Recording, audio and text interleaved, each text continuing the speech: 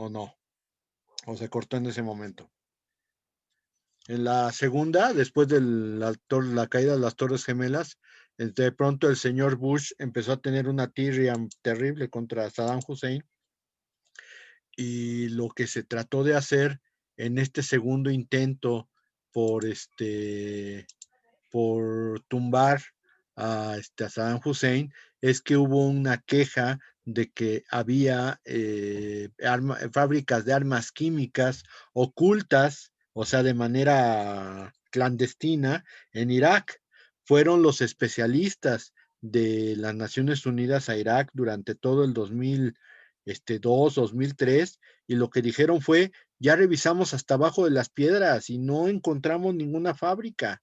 Y Estados Unidos, no, sí las hay, no, pues que no hay, ya las buscamos, sí, pero sí hay, ¿dónde? Pues abajo de la piedrita, ¿cuál piedrita? ¿Cómo que abajo de la piedrita? Pues bueno, a fuerza, Estados Unidos pensó que iba a poder atacar a Irak así impunemente, y cuando se dio cuenta de que las Naciones Unidas no le iban a dar el apoyo, pues resulta ser que se fueron por sí mismos, se fueron solitos, con sus famosos aliados, Gran Bretaña. Bueno, con decirles que hasta los argentinos mandaron ahí algunas fragatas, no sé si han sido como lanchitas de Xochimilco, pero fueron con todos los grandes portaaviones de los Estados Unidos y los británicos, ahí fueron las lanchitas argentinas, no sé, nada más hacer bulto, porque pues que tuvieran alguna efectividad jamás, ¿no? Y lo que ocurrió después fue el intento de justificar el ataque a Irak porque se supone que ellos protegían a los terroristas. A final de cuentas, pues ustedes saben que el destino de eso, pobre Saddam Hussein, lo agarraron abajo de un refugio subterráneo, lo llevaron a juicio y terminaron ahorcándolo, ¿no? Pero una situación muy complicada. Pero fue la segunda vez que se intentó hacer este uso debido de la fuerza, de este uso permitido de la fuerza, y resulta ser que pues ahí sí no funcionó. A partir del 91, que fue la guerra de la tormenta del desierto, a partir del 91 no se han vuelto a alinear las chakras de todos y no se ha vuelto a utilizar las medidas coercitivas. La primera y la única vez fue en 1991 con la tormenta del desierto, pero fuera de ahí no ha vuelto a existir otro uso permitido de la fuerza de acuerdo con las Naciones Unidas. Vuelvo a compartir, señores. Estábamos aquí. Ahí está. Entonces, estábamos en esta parte. Ese es uno de los tres usos, de los tres usos permitidos de la fuerza. La segunda es un uso permitido de la fuerza que es propia del Estado y se llama legítima defensa. Así como se supone que es una exención de responsabilidad penal el hecho de que yo pueda acudir a mis propios medios para defenderme de un acto inminente, irreparable, pues te existe la legítima defensa también entre los estados, que es que tú puedas acudir a tu ejército para rechazar una amenaza de daño grave, inminente e irreparable. Y entonces usas a tu ejército y haces que ese ejército rechace el ataque del otro país para que yo pueda utilizar mis bienes o mis recursos de la manera en que yo piense. Eso se llama legítima defensa. En materia internacional, la legítima defensa puede ser individual, es decir, yo solito, o bien puede ser una legítima defensa colectiva. ¿Por qué colectiva? Estamos hablando necesariamente cuando yo tengo pacto o yo tengo un tratado de mutua ayuda o un tratado de cooperación militar en la cual si me atacan a mí, atacan a todos mis aliados y entonces ellos responden. Aquí todavía ese tipo de alianza militar existe, pero principalmente con el tratado de la Organización del Tratado del Atlántico Norte, que es una especie de alianza militar. Y por ejemplo, cuando Estados Unidos fue atacado el 2001 por las fuerzas musulmanas, principalmente atacando las Torres Gemelas, pues así inmediatamente como girito saltó Gran Bretaña y todos los aliados de Estados Unidos y dijeron, ¿dónde hay que darnos de guamazos? ¿Dónde?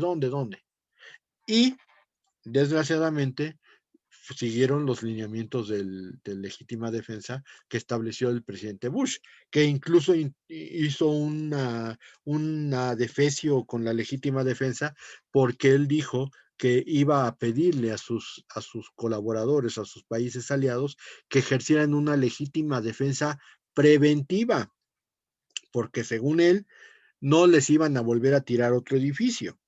Y entonces, como la legítima defensa preventiva, pues tiene muchos asegúnes, y realmente lo que sucedió, o bueno, lo que se apreció en el medio internacional, es que estuvieron dando bandazos con toda la legítima defensa preventiva, porque pues realmente no sabían de dónde había venido el ataque a las Torres Gemelas.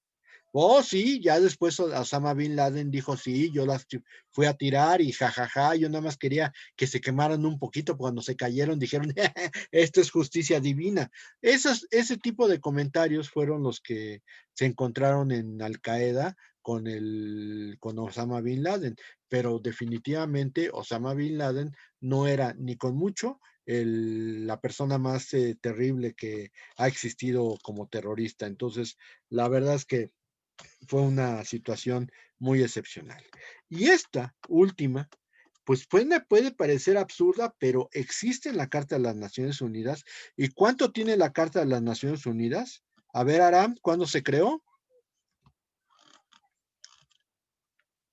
La fecha completa. Era el 24 de octubre De de 1940 y algo, creo que era. 45. ¿Cómo 40 y algo? 45. Considérese 45. abofeteado así como chamaco, pues como que 40 y algo, 1945. Estamos hablando de que prácticamente han pasado de 45 a la fecha, son 55 y todavía unos 15 más, como 60 años, han pasado 60 años y todavía no se quita esto de la carta. Y se está el uso de la fuerza permitida, entiéndanlo esto, contra ex enemigo de las Naciones Unidas. ¿Ustedes pueden creer que eso esté? ¿Quiénes son los enemigos de las Naciones Unidas? Pues contra los que pelearon en la Segunda Guerra Mundial. Entiéndase, Alemania, Japón, Italia y todos sus aliados. ¿Cómo puedes tú pensar que eso es algo válido después de 60 años de que ya se firmó la carta y ya está en vigor? Cuando ya Alemania, Japón, Italia y prácticamente todos sus aliados son parte de las Naciones Unidas. Si ya son parte, ¿para qué diablo lo dejaste ahí? ¿Por qué sigue manejándose el uso de la fuerza permitida contra ex enemigos de las Naciones Unidas? Mejor quítale el ex y entonces es contra los enemigos de las Naciones Unidas. Pero pues también tenemos que pensar muy seriamente en el contexto. ¿Por qué? Porque los enemigos de las Naciones Unidas, en primera, las Naciones Unidas no eran todos los países que forman parte hoy de las Naciones Unidas. ¿Quiénes eran las Naciones Unidas? Sí, exactamente. Estados Unidos, Gran Bretaña y la URSS. Si quieren pensar, China y Francia. Y si quieren pensar, pues los que firmaron los 52 estados que firmaron la Carta de San Francisco, entre los cuales estaba México. Pero no más. Y entonces, pues como que sí suena retrógrado esto de el uso de la fuerza permitida contra ex enemigos de las Naciones Unidas.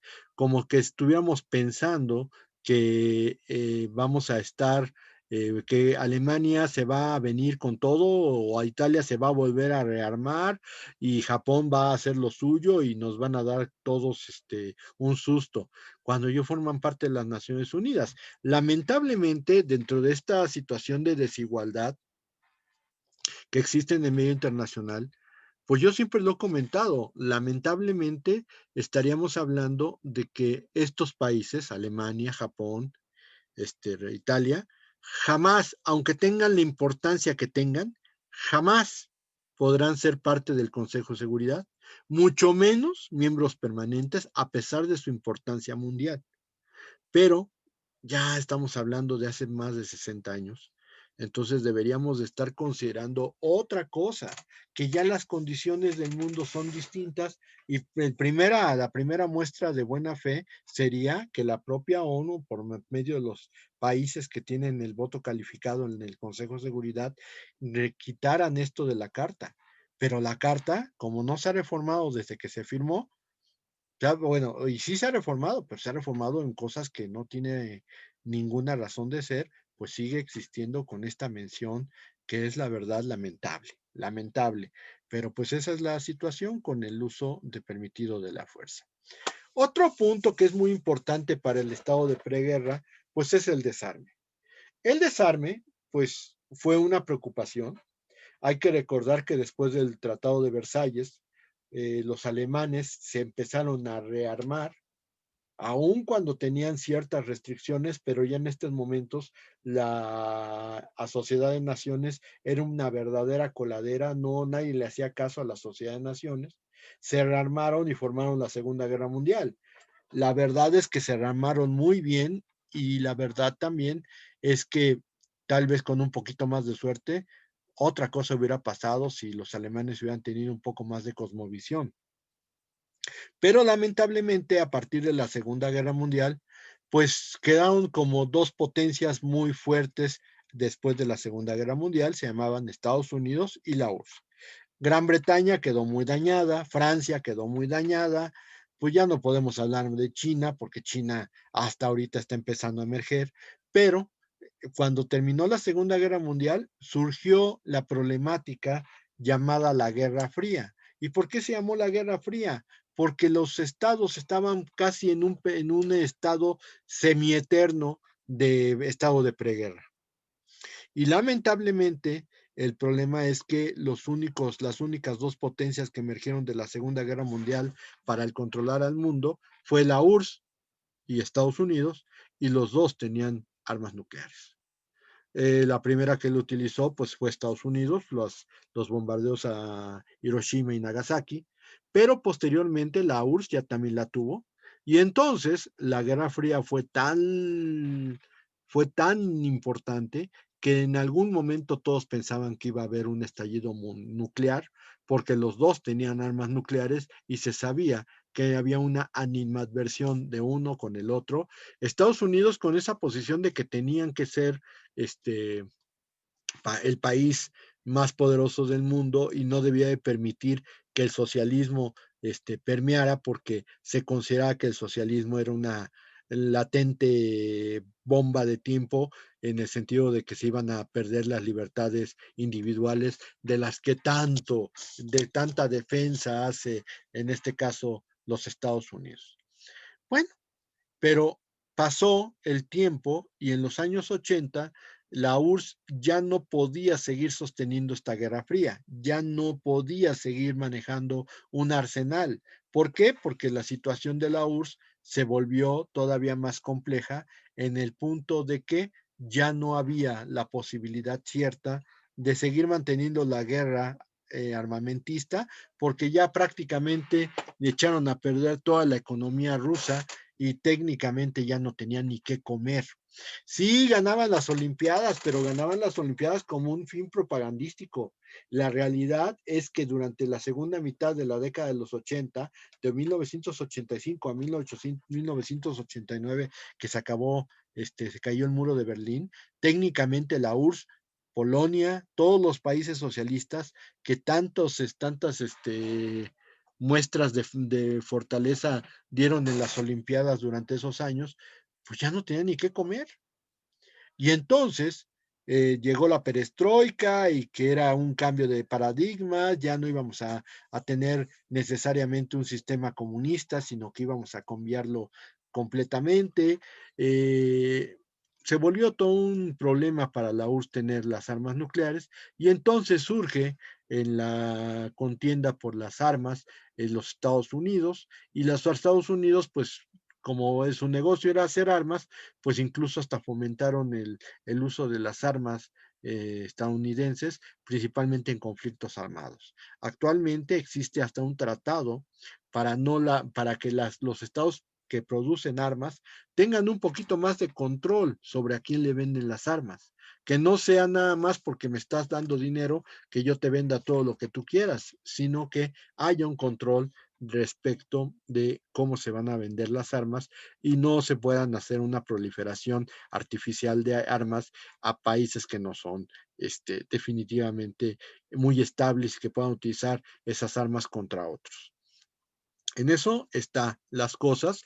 No podríamos decir que la guerra ahorita que hay en China es una guerra fría, porque inclusive yo no puedo ni siquiera asegurar que de verdad China tenga un armamento nuclear como lo tiene Estados Unidos. No creo. El único que podría tenerlo sería la URSS, escondido como el soldado del invierno después de muchos inviernos en la zona rusa. Pero y aparte de la URSS y Rusia, pues por lo menos tienen algunos tratados de cooperación. Sin embargo, pues bueno, siempre ha sido un problema ver cómo países que no tienen ni la estabilidad ni tampoco tienen la riqueza se preparan a hacer armas. Tenemos el caso del programa nuclear de Irán, que tiene como fin crear una bomba atómica, aunque siempre han dicho que es para usos pacíficos y hasta ahorita pues no se ha mostrado que haya intenciones de Irán por parte de su gobierno de crear una bomba nuclear, aunque pues si la tienes, si tienes ya todo un programa de estudio sobre energía nuclear, ¿qué te cuesta sacar los fundamentos de lo que es una bomba atómica? Bueno, en materia de desarme, pues, tenemos muchos antecedentes de tratados. Tenemos las conferencias de la Haya, hay 2 conferencias de la Haya sobre armas, principalmente la de 1899 y 1907. Estas 2 convenciones se vieron muy reflejadas en la Primera Guerra Mundial porque prohibían, por ejemplo, el uso de gases venenosos, gases asfixiantes, gases mostaza en la utilización durante las batallas. Esto, obviamente, la Primera Guerra Mundial no trató de evitarlas, fueron todavía más allá de la Primera Guerra Mundial cuando se empezaron a adoptar otro tipo de tratados, principalmente que se prohibían armas químicas, armas bacteriológicas, armas de destrucción masiva y gases venenosos. Hay una cantidad impresionante, los tratados sobre armas son muy extensos sobre la cantidad de medios que se pueden utilizar en las bombas. Por ejemplo, en las bacteriológicas, pues es enfermedades. Y hay que recordar que la guerra bacteriológica se peleó sin bombas, pero fue un negro que vino a América con Pánfilo de Narváez buscando a Hernán Cortés, quien trajo la viruela a México y vieran qué mortandad se dio. Pero impresionante, una mortandad que creo que ahorita todavía no la tenemos como en su momento, los pobres aztecas que no tenían el cuerpo inmunológico necesario para sobrevivir esta enfermedad de la viruela y lamentablemente pues fue una matanza terrible, fue quizá la primera utilización de un arma bacteriológica, pero ya tenía esto con la peste, con la famosa peste, los ejércitos mongoles, lo que hacían para ir conquistando a los pueblos era en las catapultas echar los cadáveres de los muertos por esta peste y entonces lo único que hizo fue extender. Esa fue la otra gran mortandad, la peste en la Edad Media, que prácticamente dejó muy perjudicada la Europa de esos años. Hoy tenemos pues algunas cuestiones, por ejemplo, viruelas o algunas sustancias que se pueden poner en las bombas. Todo eso ya son regulaciones posteriores a las guerras mundiales. Y aquí lo que más nos interesaría en América Latina es el manejo de ciertas armas, como tenemos el Tratado de Tlatelolco sobre la proscripción de armas nucleares. Ojo, el Tratado de Tlatelolco, que es de 1967, establece que América Latina, toda América Latina, estamos hablando desde México hasta Argentina o hasta el sur del continente, no deben de tener armas nucleares. Por eso México no tiene programa nuclear. Bueno, programa nuclear bélico, porque si hay programa nuclear y hay algunas agencias que investigan la energía nuclear en nuestro país, pero armas nucleares no. La idea era un poquito la autodefensa que los gobiernos priistas tenían contra los que tuvieran armas. Y por ejemplo, se tenía pactos con Estados Unidos y con la propia URSS, en el sentido de que como México no tiene armas nucleares, tú no vayas a utilizar las armas nucleares en contra de México. O sea, pues estaríamos hablando de que estás jugando con los dados marcados, con los dados cargados. Pero bueno, aquí el Tratado de Tlatelolco no solamente prohíbe las armas nucleares, sino que establecen con base en otros dos tratados, uno de 68 y otro de 73, que no debe haber proliferación de armas nucleares. O sea, si tú como país latinoamericano vas a investigar energía nuclear, pues no la plantees como una situación de que vas a hacer bombas y bombas y bombas y bombas. O sea, estudiala si quieres, ten una, sí, tal vez la fórmula de la bomba nuclear, pero no la proliferes, no te dediques a hacer más. Y aparte, por ejemplo, existe el Tratado 73 que habla sobre el no depósito ni desarrollo de armas nucleares en América Latina. Se supone entonces que con base en esto, toda América Latina no existe ningún desarrollo de armas nucleares para evitar que pueda ser dañado en este orden la América Latina. Muy bien, pues vamos a dejarlo hasta ahí y nos falta nada más un tema y lo terminamos el viernes y ya, a ver si ya empezamos derecho de guerra. A ver, dice, bueno, no fueron ellos mismos que tiraron las Torres Gemelas. Ay, Mociño, esas son teorías de la conspiración. O sea, nadie ha podido probar nada. Claro, muchos dijeron que las Torres Gemelas sí se habían tirado por los Estados Unidos porque estaban en medio de una crisis. Y así como cuando hay crisis votan por un sujeto, un tipejo como Trump, en su momento se dijo que lo que habían hecho los Estados Unidos era tirarse las bombas, los aviones a las torres para crear una economía de guerra, porque lo que muchos de ustedes no han de tener noticias es que durante los años 2002 y 2003 la economía de Estados Unidos se puso girita, girita y empezó a crecer a un ritmo impresionante. El único problema es que eran los republicanos los que estaban en el poder y entonces, aunque ganaron una reelección, pues técnicamente ya para los años 2008, pues estaba la crisis terrible que tuvieron primero en el mercado inmobiliario y después ya esa crisis, pues prácticamente para el 2009 que asumió Obama, estaba en su apogeo. Entonces, siempre los republicanos, no sé por qué, pero siempre le dan en la torre la economía. Entonces, son teorías de la conspiración. Porque, pues también, o sea, nunca falta quien diga, ay, ¿cómo le pudieron dar a las Torres Gemelas con un avión si es como pegarle como dice el comercial de la pastilla negra, es como matar un pajarito de un cañonazo? O sea, muchos decían que era muy difícil, pero a final de cuentas, el caso del 2001, pues es obvio que sí fue un acto terrorista, pero también yo no quiero dejar de lado que los Estados Unidos sí se lo merecían. O sea, ¿cuántas veces no hicieron su trabajo de estar haciendo bombardeos en otros lugares que a Estados Unidos o sea, lo que pasa ahí no le va a perjudicar en nada? Y pues a final de cuentas, yo creo que sí fue un castigo divino por lo que ellos han hecho a lo largo de tanto tiempo. Pero pues bueno, como perspectivas hay muchas, pues no quisiera yo caer en ese aspecto conspirativo.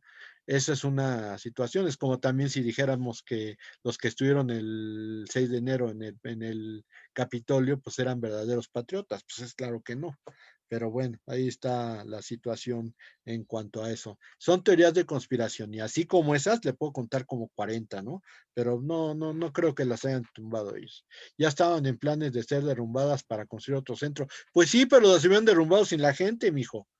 Perdón, profesor, ¿y qué parte de que George Bush padre y el hermano de Saddam Hussein tenían una empresa petrolera y tenían problemas y después de la guerra se la quedó George? Mira, George eso también es otra parte de las teorías de conspiración. Muchos decían que la tirria que le agarró George Bush hijo a Saddam Hussein fue por el que se dice que defraudó al padre con negocios petroleros y que por eso George Bush dijo, yo lo quiero muerto y no paró hasta que lo mataron. Pero pues sí, o sea, de eso sí hay antecedentes. Hay que recordar que los Bush han metido mucho sus manos en la porquería. Hay que recordar también que Bush padre, que recientemente murió, fue director de la CIA. Y cuando eres director de la CIA, sabes todo el cochinero que hay en el mundo.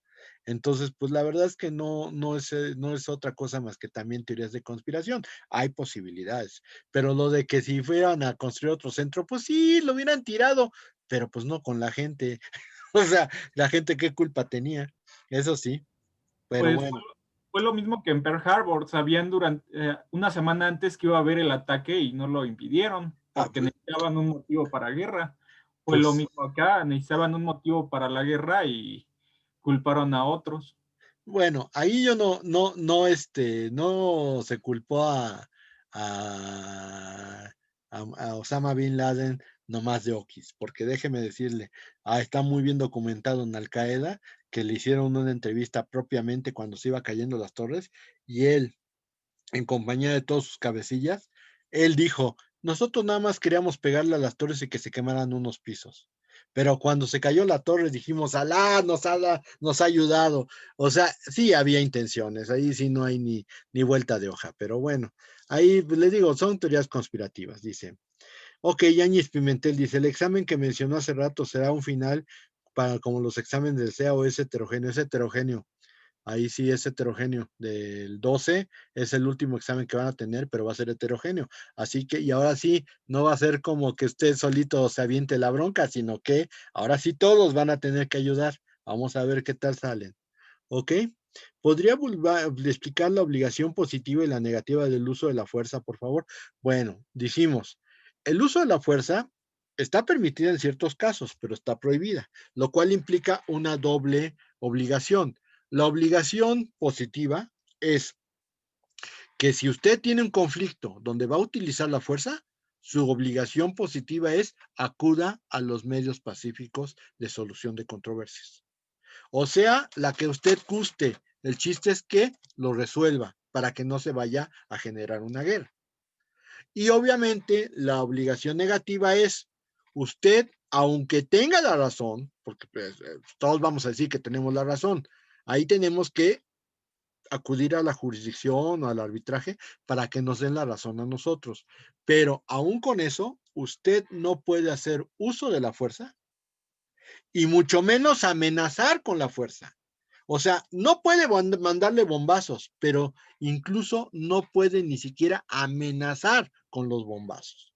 Porque si no, lo que estás haciendo es una amenaza de uso de la fuerza y obviamente me estás prácticamente, como dice Antonio, me estás anticipando que tengo que mandarte mi fuerza militar contra ti.